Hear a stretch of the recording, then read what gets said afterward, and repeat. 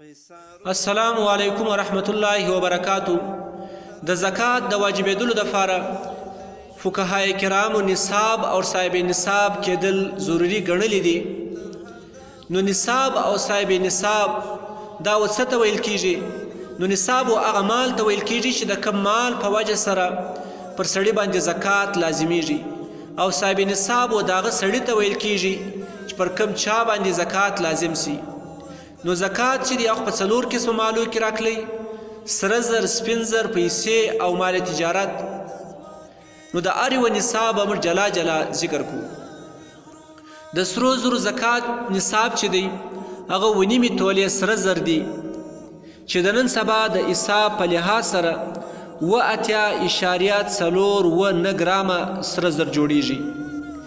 دویم سپین زر 2.5 تولې کېدل ضروري دي، چې د نن سبا په حساب سره 612.35 ګرامه جوړیږي. دریم پیسې، څلرم مال تجارت. د دغه دواړو د نصاب د متعینه کولو دپاره فقهای کرامو چې دی هغو د سپینو زرو نصاب چې دی هغه معتبر ګڼلی دی.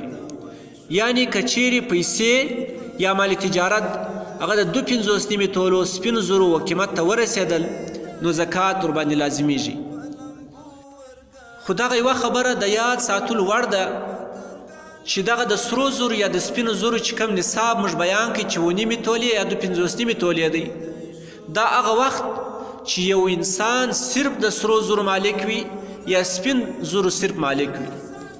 خو که چیرې دی د سرو زرو سره سره د څه سپینو زرو یا د څه نغدو پیسو او خوا که 1 او 2 روپۍ وي یا د څه مال تجارت هم مالک وي، او یا د هغه رنګه د سپینو زرو سره سره دی د یو څه سرو زرو، د یو څه نغدو پیسو یا د یو څه مال تجارت مالک وي.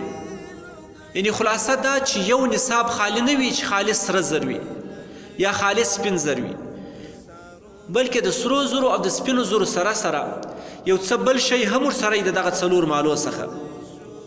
نو په دغه وخت کې بیا د دوی و دغه مقدار ته نه کتل کېږي چې 9 تولې یا 2.5 تولې وي، بلکې په دغه وخت کې د دوی مالیت ته کتل کېږي. نو که چیرې د دوی مجموعي مالیت یعنی هغه سره زرو سپین زرو دا شانګره سره میلاو که د دې قیمت که چیرې 2.5 تولې سپینو زرو قیمت ته ورسېدی، نو دی صاحب نصاب بلل کېږي او زکات ورباندې لازمیږي. نو په دغه وخت کې د دوی مالیت ته کتل کېږي او هغه مقدار ته نه کتل کېږي. او د سرو زرو د مالیت د حسابولو دپاره خالص هغه سره زر، د هغه رنګ د سپینو زرو د مالیت د حسابولو دپاره به خالص د هغه سپینو زرو چې د هغه حساب لګول کېږي. په دې کې چې کوم هغه غمیان لګېدلي وي یا کومه مزدوري ورباندې راغلي هغه نه حسابل کېږي. نو که چیرې خالص سره زر یا خالص سپین زر ولو یعنی کوټ نه و کې میلاو، نو هغه چې ته د نورو مالو سره قیمت کوې، نو د خالص سرو زرو د خالص سپینو زرو قیمت به ورته لګوې. او که چیرې په دا سرو زرو سپینو زرو کې کوټ هم میلاوي، بیا به د هغه سوني او د هغه سپینو زرو قیمت ورته لګوې چې په کومو کې کوټ میلاوي. او دا د کوټ چې میلاوي د دې د معلومولو یو بله طریقه هم ده، هغه دا چې کوټ ځینې لرې کې خالص سره زر او خالص سپین زر راواخلي او بیا یې قیمت کې.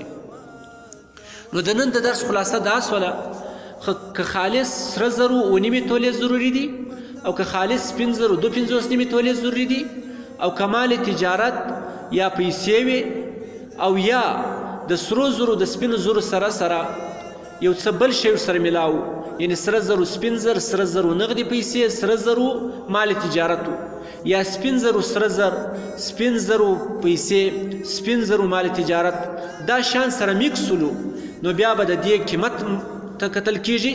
قیمت کې 2.5 تولې سپینو زرو ته ورسېدی، نو زکات ورباندې لازمیږي. او که در دې کم ولو، نو دی صاحب نصاب بیا نه بلل کېږي.